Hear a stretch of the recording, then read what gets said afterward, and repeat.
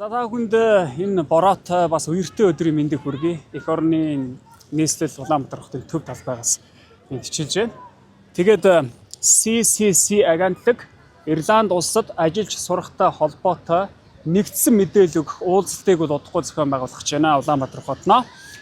За энэ уулзалтанд та ирснээр ер нь Ирланд улсад сурж ажиллахад тийм ээ ямар шуухан байдгийг, ямар сургуулиуд байгаа юм тийм ээ, ажиллах боломж нөхцөл ямар байдгийг, сургуулийн үн анш ямар байдгийг Ирландын талаарх нэгдсэн бас бодит мэдээллийг авах бүрэн боломжтой. За Монгол орно мандуулын Монголын үйл хөдлөлийн нэвлэлийн холбоо гэдэг энэ барилга байгаа тийм ээ.